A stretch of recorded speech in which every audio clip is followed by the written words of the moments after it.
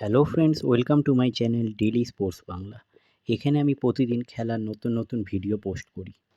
ভিসার আবেদন করলেন ইস্টবেঙ্গলের ষষ্ঠ বিদেশি। কাকে সই করাচ্ছে লাল হলুদ? সোমবার ডুরান্ড কাপে নিজেদের প্রথম ম্যাচে ইন্ডিয়ান এয়ারফোর্সের বিরুদ্ধে পিছিয়ে পড়েও জয় পেয়েছে ইমামি ইস্টবেঙ্গল।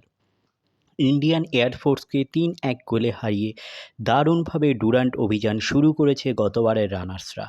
পিছিয়ে পড়েও দল দারুণভাবে কামব্যাক করায় স্বাভাবিকভাবেই খুবই খুশি হেড কোচ কার্লোস কুয়াদ্রাত।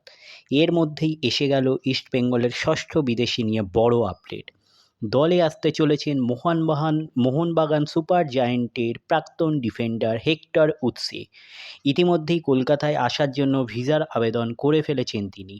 অন্যদিকে দলের হয়ে প্রথম ম্যাচে খেলতে নেমেই ইস্টবেঙ্গল সমর্থকদের মাতিয়ে দিয়েছেন দিমিত্রিয়স ডায়মন্তকস এবং মাদিয়া তালাল। দুজনেই দারুণ প্রশংসা করে কুয়াদ্রাত বলেন, দিমি তালাল দুজনেই ভালো খেলেছে। দিমি ১ সপ্তাহ প্র্যাকটিস করে খেলতে নেমেছিল, কিন্তু ও প্রমাণ করে দিয়েছে কেন ও আইএসএলে টপ স্কোরার ছিল।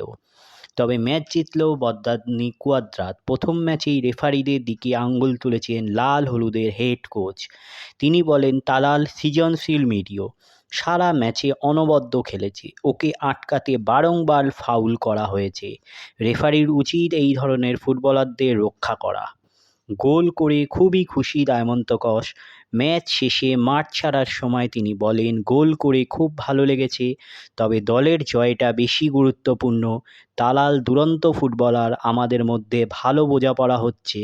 সবশেষে সমর্থকদের ধন্যবাদ জানিয়ে তিনি বলেন, সমর্থকদের আমাদের পাশে থাকার জন্য অনেক ধন্যবাদ।